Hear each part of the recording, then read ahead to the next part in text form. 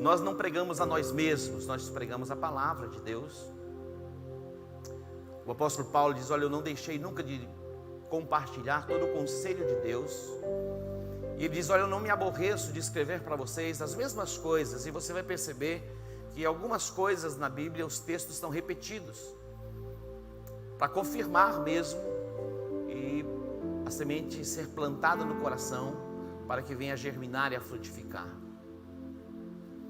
O desejo do coração de Deus é que nós vivamos uma vida abençoada. Antes mesmo que Deus fizesse o homem, Deus criou toda a provisão. Antes mesmo que Deus fizesse o homem, Deus criou toda a provisão. Imagina os oceanos, os mares, os rios, os cardumes de peixes, a imensidão dos céus, a quantidade de aves, de répteis, de animais, de árvores frutíferas, só depois que Deus criou o homem. Então Deus se importa com a sua provisão. Deus se importa com a sua provisão. A Bíblia diz que o próprio Jesus disse, João 10:10, o ladrão, que é o diabo, ele veio com a missão: roubar, matar e destruir. Mas Jesus, ele disse: mas eu vim para que vocês tenham vida e a tenham em abundância. O jardim do Éden era um lugar perfeito. Perfeito. O homem tinha paz consigo mesmo. Ele tinha paz de um relacionamento perfeito com Deus, até o dia em que ele transgrediu aquilo que Deus ordenou. A Bíblia diz que Deus ordenou que o homem podia comer de todos os frutos, de todas as árvores do jardim. Vamos imaginar aqui, no jardim, 100 árvores, tipos de árvores frutíferas, 100. E Deus pediu a ele que ele não comesse de uma dos frutos das árvores. E ele foi tentado, Eva foi tentada a comer exatamente o fruto que Deus ordenou que eles não deveriam comer. De 100, apenas um, Deus disse: esse não. Mas o homem foi tentado exatamente a comer do fruto que Deus ordenou que eles não deveriam comer. E Deus disse: no dia em que vocês comerem, certamente vocês vão morrer. Mas Deus não estava falando de uma morte física. A morte física foi consequência da morte espiritual. Quando a Bíblia fala de morte, fala de separação. E quando Adão e Eva, primeiro comeu Eva, depois compartilhou com Adão, e Adão, ele comeu, houve a separação. Eles morreram espiritualmente, mas eles continuaram a viver na terra, fora deste lugar chamado Éden, o lugar de deleite, o lugar prazeroso.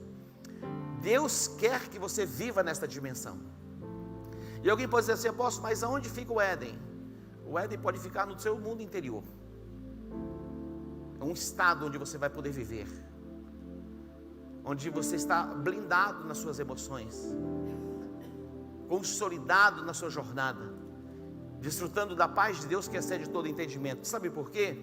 Porque a paz não é a ausência de guerra, não. Paz é a presença de Deus em você, mesmo vivendo em meio a um mundo de guerra. E você pode desfrutar de paz. E a Bíblia fala que a paz de Deus, que excede o entendimento humano, pode guardar a nossa mente e o nosso coração. Então existe um lugar em Deus, onde mesmo em meio a este mundo tenebroso, você vai poder desfrutar de paz perfeita e alegria completa. Deus disse: no dia que você comer, certamente você vai morrer. É o teste, é a prova. Desde o Éden, o homem é provado. Ele foi provado. Ele passou por um teste. Ele foi separado de Deus. Agora, em Cristo Jesus, nós fomos reconciliados com Deus, para vivermos nesta dimensão plena, no relacionamento perfeito com Deus, pelo nosso Espírito. Quando você tem um encontro com Jesus, e você entrega a sua vida a Jesus, você faz uma aliança com Ele, você é vivificado no seu espírito. O homem sem Jesus, caminhando nesta terra, Ele não tem um relacionamento com Deus, mesmo que a alma dele diga que tem, mas não tem, porque o nosso relacionamento com Deus se dá através do nosso espírito. E todos os homens que nasceram da semente de Adão, nasceram espiritualmente separados de Deus, mortos, separados, vivendo neste mundo na dimensão da alma e do corpo. Na dimensão da nossa alma e do nosso corpo, jamais nós poderemos ser pessoas plenas, completas, porque nós só podemos ter um relacionamento com Deus através do nosso espírito, porque Deus, Ele é espírito. Deus, Ele é espírito. O nosso corpo nos dá e nos permite nos relacionarmos com as coisas físicas deste mundo. Tudo que você toca é físico. Isso acontece através do corpo. A alma fala dos nossos sentimentos, das nossas emoções. E quando nós neste mundo vivemos na dimensão do corpo e da alma, é impossível sermos plenos e desfrutarmos de uma vida abundante. Isso só é possível através do Espírito. Quando você nasce de novo e você tem uma experiência com Jesus, você é reconectado a Deus. Adão e Eva foram expulsos do jardim do Éden. Cristo veio para nos trazer de volta. A Bíblia fala que Adão, ele foi o primeiro homem. Jesus é o segundo Adão. Jesus é o segundo Adão. O primeiro Adão, ele pecou e trouxe a separação, a morte. O segundo Adão, que é Jesus Cristo, ele não pecou e ele nos reconecta ao Pai. Você pode entender isso? Aí é o começo. E Deus nos chamou para vivermos e desfrutarmos deste mundo de uma vida abençoada. Mas tudo diz respeito ao nosso coração. Por isso que a Bíblia diz: sobre tudo que se deve guardar, guarda o teu coração, porque do coração procedem as saídas da vida. Sobre tudo que se deve guardar, guarda o teu coração, porque dele procedem as saídas da vida. Aonde está o teu tesouro, ali está o teu coração. E o nosso maior tesouro é uma pessoa, não é uma coisa. O nosso maior tesouro é Jesus Cristo. Você pode dar um aplauso a Ele? É tudo sobre o coração. Prestem atenção. Muitas pessoas estão equivocadas e o entendimento muito errado no que diz respeito à palavra de Deus. Deus não quer tirar nada de nós, em absoluto. Mas Deus, Ele quer o nosso coração. E quando Ele tem o nosso coração, Ele tem tudo. Quando o jovem rico veio a Jesus, ele disse: bom mestre, o que eu farei para herdar a vida eterna? Jesus disse: olha, você guarda os mandamentos. Ele falou: guardo todos. Aí Jesus falou: faz o seguinte, vai e vende tudo que você tem e dá para os pobres. Ele saiu triste da presença de Jesus, porque ele possuía muitos bens. Mas Jesus não queria, em hipótese alguma, deixá-lo mais pobre ou tirar dele alguma coisa. Jesus queria arrancar o coração dele da confiança que estava onde? Na sua riqueza. Por isso que Jesus vai dizer: quão dificilmente entrarão no reino os que possuem riqueza. Depois ele vai dizer: os que confiam na riqueza. É diferente você possuir e você confiar. Em quem você confia, você descansa. Em quem você confia, você descansa. Deus, Ele é a fonte de toda a nossa provisão. Nós limitamos Deus. Deixa eu apagar aqui. Nós limitamos Deus. A Bíblia fala a respeito de um profeta chamado Elias, tisbita. Deus disse a Elias: levanta-te, vai e habita junto ao ribeiro de Querite. Olha o que Deus está dizendo: levanta e vai e habita junto ao ribeiro de Querite, ao leste do Jordão, e eu ordenei a um corvo que te sustente. Olha isso, eu ordenei a um corvo que te sustente. A Bíblia diz que Elias foi e fez conforme a palavra do Senhor. O corvo é um animal carnívoro. Muitas vezes ele não compartilha a presa nem com seus filhotes. Mas Deus ordenou a um corvo. E um corvo, na verdade, dentre os animais é considerado um animal impuro, imundo. Mas Deus usa quem quer e da forma que Ele quer para trazer provisão. Você me ouviu? Deus usa quem quer, da forma que quer, para trazer provisão. Então, portanto, que essas fortalezas que limitam Deus na sua vida caiam por terra, porque Ele é a fonte de toda a provisão. O nosso cartão de crédito, ele é limitado. Alguns têm o cartão ilimitado. Uma vez eu recebi um cartão de série limitado. Quando eu fui fazer uma compra desse tamanho, tive que pedir aprovação. Eu falei, que limitação é essa? E pior é quando você está viajando, né? Você vai usar o cartão, olha, mas o cartão não tem limite, mas agora tudo tem limite. Então, nós somos surpreendidos. Nesse mundo, tudo tem fim. Mas a provisão de Deus, ela é ilimitada. Por que Deus criou essa imensidão? E as pessoas hoje estão preocupadas, porque o mundo tem quase 6, 7, 8 bilhões de pessoas, 6 bilhões e pouco, né? De pessoas, e crescendo rapidamente. As pessoas estão preocupadas se vai haver alimento para todo mundo. Olha só, Deus é Deus. Ele continua sendo Deus.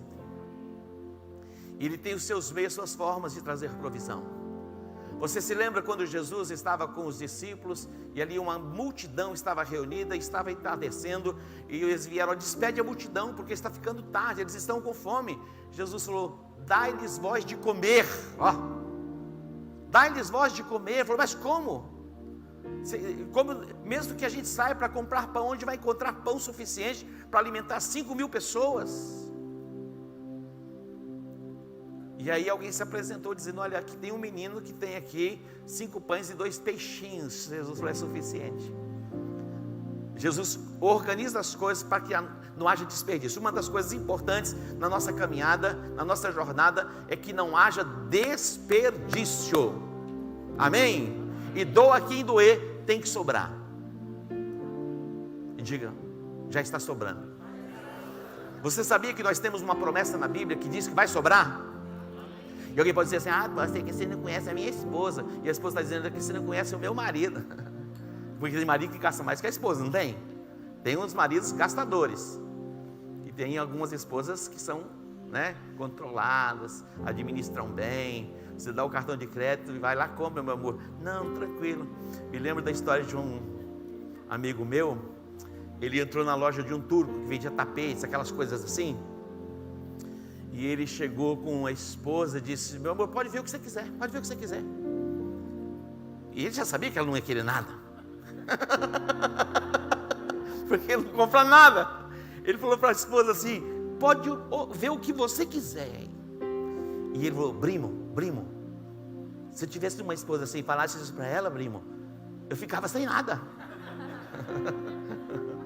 Mas a esposa dele não comprou foi nada, mas já sabia.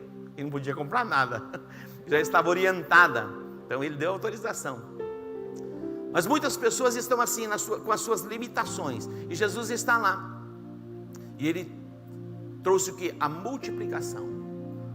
Mas ele diz, olha, que não haja desperdício. Depois eles recolheram os cestos, e muitos cestos sobraram, sobejou. E eu quero profetizar que vai sobejar, que vai sobrar na sua vida. Deus vai dar a você a sabedoria e a habilidade para administrar recursos financeiros. Precisa de sabedoria, precisa de habilidade, que não haja desperdício. Mas também você vai desfrutar da riqueza que Deus tem colocado nas tuas mãos. E não apenas desfrutar da riqueza que Deus tem colocado nas tuas mãos, você vai abençoar pessoas. Você recebe? Deus chamou Abraão, disse, Abraão, sai da tua terra, da tua parentela e vai para uma terra que eu te mostrarei, farei de ti uma grande nação, abençoarei os que te abençoarem, amaldiçoarei os que te amaldiçoarem. Olha, quem amaldiçoar você está amaldiçoado, se auto-amaldiçoa.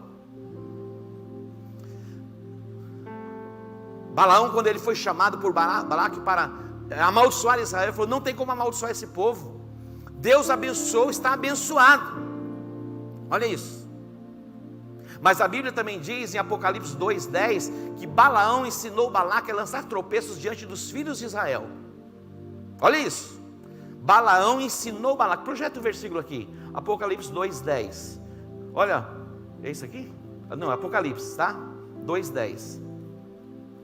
Acho que é isso mesmo, Apocalipse 2:10. Balaão, ele ensinou Balaque a lançar tropeços diante dos filhos de Israel, levando os filhos de Israel a comerem das coisas sacrificadas aos ídolos e à prostituição. Olha a estratégia. A Bíblia diz em Provérbios 26:2, atente para isso, Provérbios 26:2: como o pássaro no seu vaguear, como a andorinha no seu voo, a maldição sem causa não encontra pouso. Eu vou repetir para que você ouça bem. Esse texto marcou a minha vida e trouxe libertação sobre a minha vida, e trouxe libertação, e a bênção de Deus vai se manifestando em toda a comunidade global, e você está debaixo desta bênção, livre da maldição. Como pássaro no seu vaguear, como andorinha no seu voo, a maldição sem causa não encontra pouso. Ah, apóstolo, tem muita gente com olho gordo, tem muita gente fazendo trabalho. Maldição sem causa não encontra pouso. Diga: maldição sem causa não encontra pouso. Não encontra pouso. Nenhuma arma forjada contra você vai prosperar.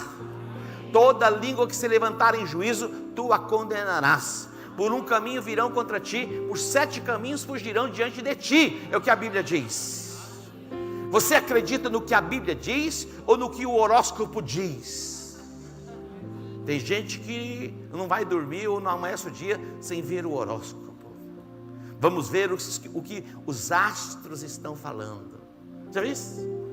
Tem gente que todos os dias tem que ouvir o horóscopo para ver o que os astros estão falando.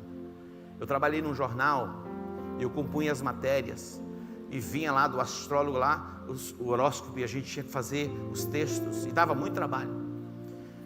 E tinha dias que não dava tempo de compor. O que a gente fazia? Invertia, pegava touro, colocava em Áries, colocava no Gêmeos, colocava... Era desse jeito. E as pessoas liam o horóscopo: oh, que coisa estranha, os astros estão falando. O astro Edmilson está falando. Eu era menino.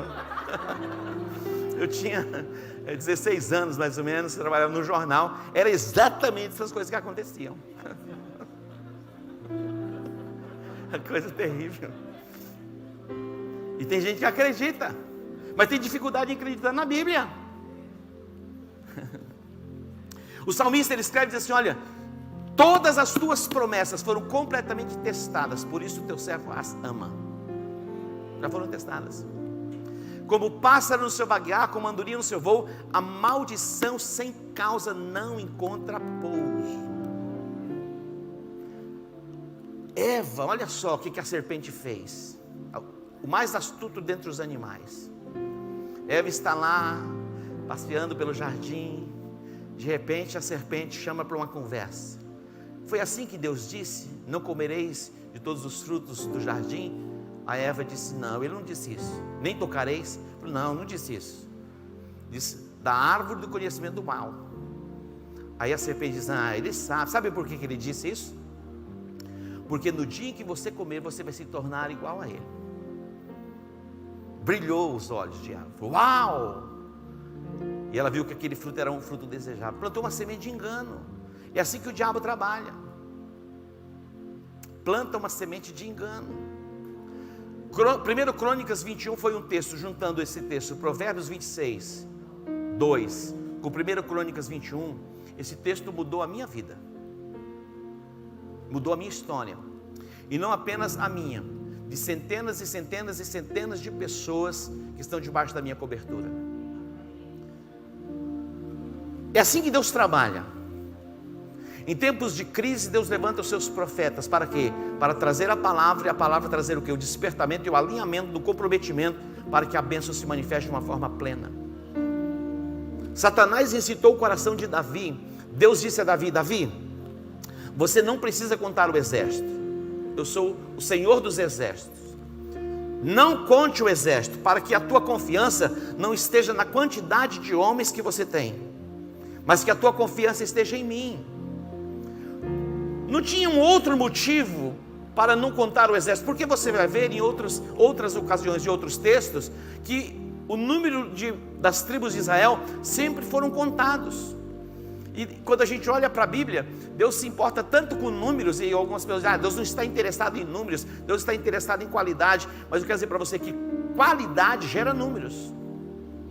E os números são tão interessantes que existe o livro de números. Deus sempre vai enumerar as tribos, e se sabia quantas pessoas havia em cada tribo. Mas Deus vai ser específico para Davi, que era o rei de Israel, dizendo, olha, não conte o exército. Por quê? Para que a tua confiança não esteja na quantidade de homens, mas que a tua confiança esteja em mim. Você se lembra, Davi, quando você ainda era jovem? Olha só, como que pode um jovem de 17 anos enfrentar um gigante com a couraça, com escudo, com lança, apenas com um estilingue, uma funda e 5 pedrinhas do ribeiro? Quem estava por trás daquela pedra? Deus. Era o grande contra o pequeno. A nossa mente muitas vezes não consegue entender, compreender, mas é assim que Deus faz, é assim que Deus trabalha. E Deus está dizendo, Davi, eu estava lá com você. Você não precisa contar o exército, mas chegou, sabe aquele diabinho? Não tem um desenho que o diabinho fica no ouvido das pessoas assim, fala, vai, faz. Não sei se você já viu aqueles desenhos. Pessoas assim, e o diabinho lá. Você já viu aquele filme, O Advogado do Diabo? Quem já viu o filme, Advogado do Diabo? É um filme antigo. Você assiste o filme, depois de 10, 15 anos, você vai assistir de novo, é sem graça, né? Parece que as cores eram diferentes. É um negócio esquisito. Aquele filme retrata bem a ação de Satanás, como ele trabalha, o advogado do diabo. Ele fala tudo sobre vaidade. Mas ele incita as pessoas assim, vai falando na mente, vai incitando. Foi exatamente isso que o diabo fez com Davi. Conta. Foi a mesma coisa que a serpente fez com Eva.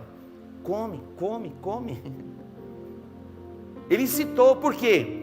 Abrindo um portal para que a maldição se instalasse. A maldição sem causa não encontra pouso. Tudo que o diabo precisa é de uma base legal para operar. O tema dessa mensagem é a prova. E nós precisamos entender, ouçam, que o dízimo ele é bíblico. Ao silêncio da morte. Diga comigo, o dízimo é bíblico. Você acha mesmo que nós evangélicos inventamos o dízimo? Ou os católicos, porque os católicos mesmo, eles entregam o dízimo. Os meia boca vai lá e faz de conta que entrega uma esmola e olha, aqui está o meu dízimo.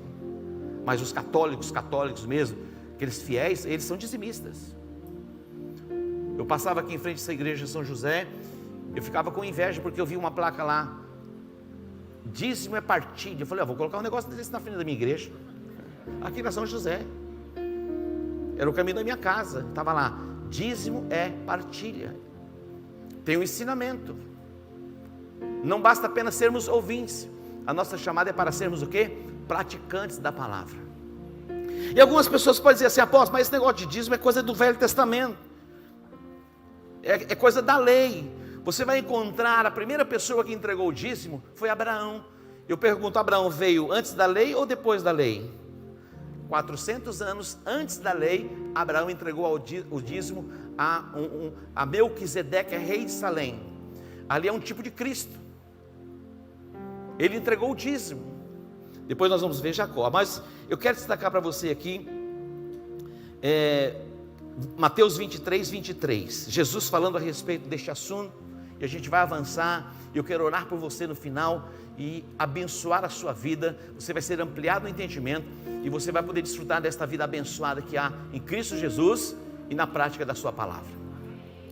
Amém? Diga assim, Pai, eu abro o meu coração para receber todo o ensinamento.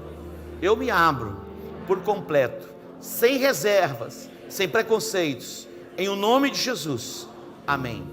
Mateus 23, 23, olha o que Jesus fala a respeito do dízimo. Ele diz assim: ai de vós, escribas e fariseus. Quem eram os escribas e quem eram os fariseus? Homens religiosos. Ele diz: vocês são hipócritas. Por quê? Porque vocês dão o dízimo da hortelã, do endro, do cominho, mas vocês têm negligenciado os preceitos mais importantes da lei: a justiça, a misericórdia e a fé. Se terminasse aqui, mas não termina, e ele vai prosseguir dizendo: deveis, porém, fazer estas coisas sem omitir aquelas.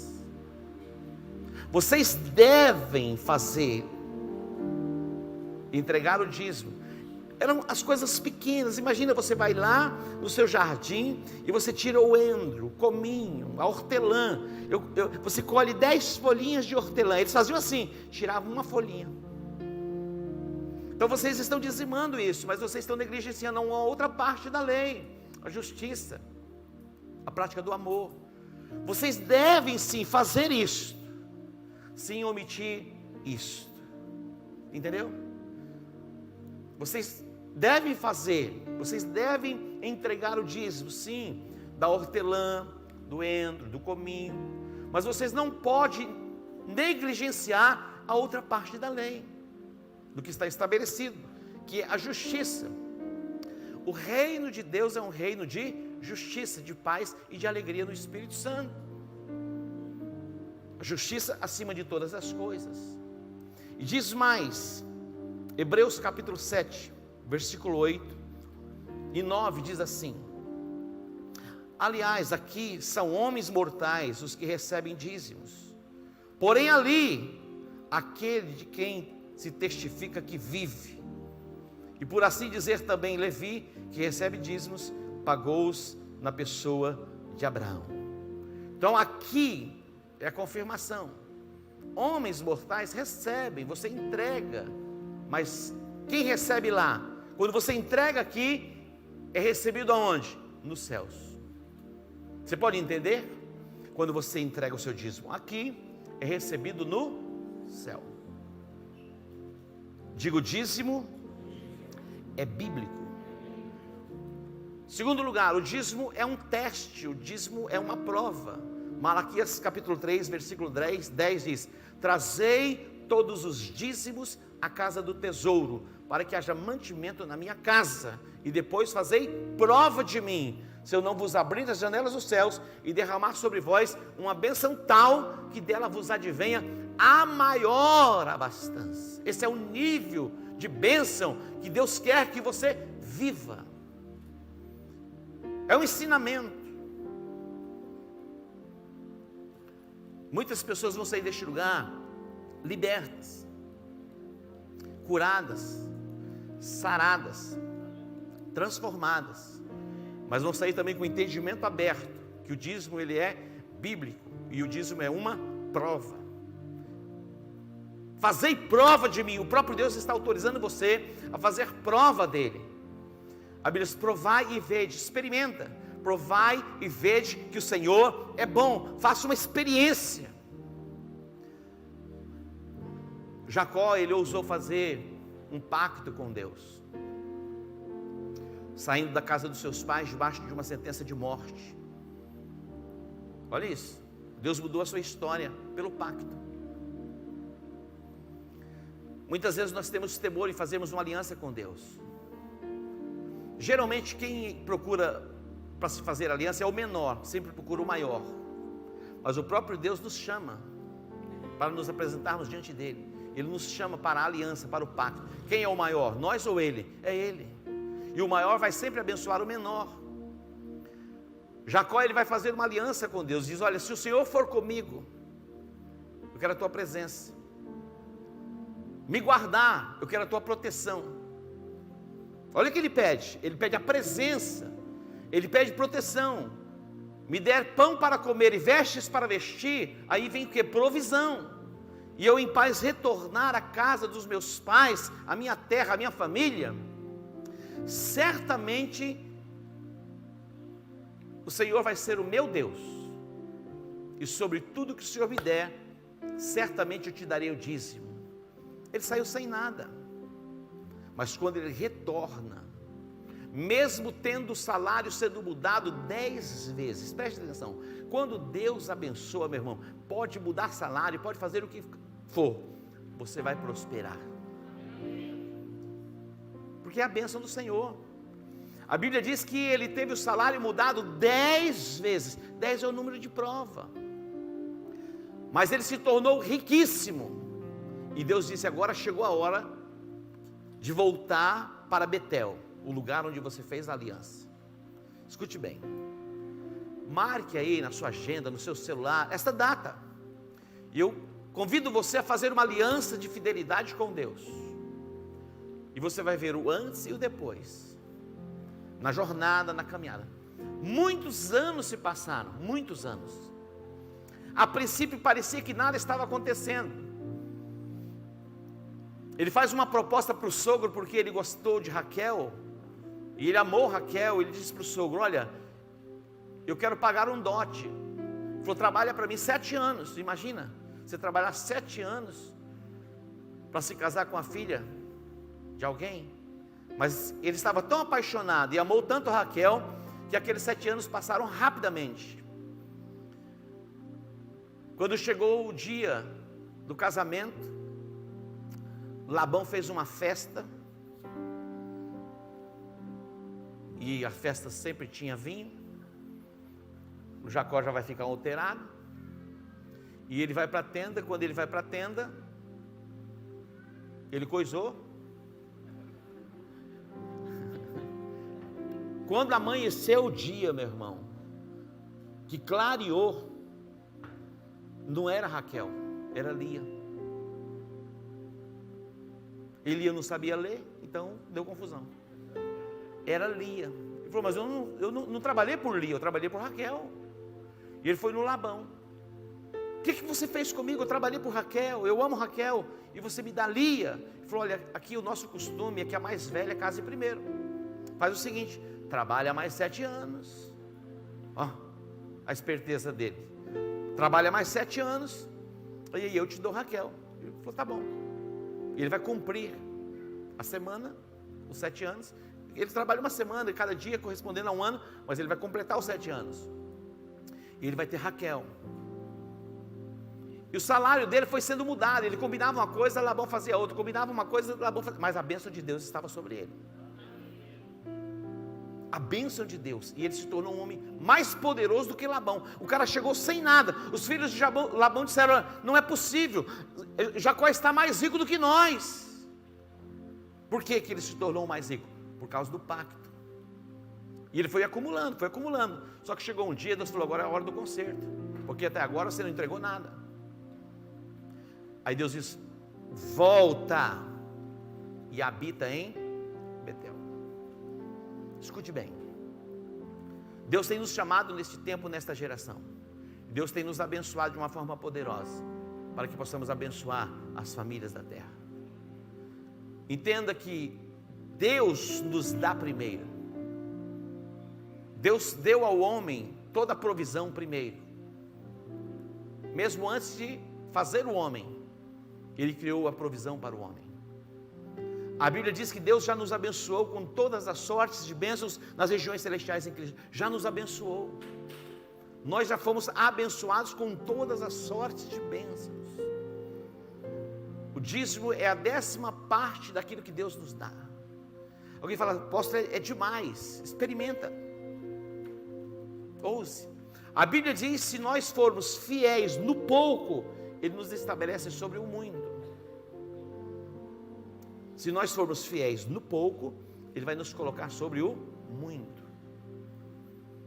Eu quero orar e conduzir você numa oração, fazendo uma aliança com Deus. Você vai ser testado, você vai ser provado, Há momentos em que você vai ter que decidir entre fazer ou não fazer, e você vai ousar fazer, e ousando fazer, você vai experimentar a provisão plena da parte de Deus. Tem algum amém aí? Amém. Isso.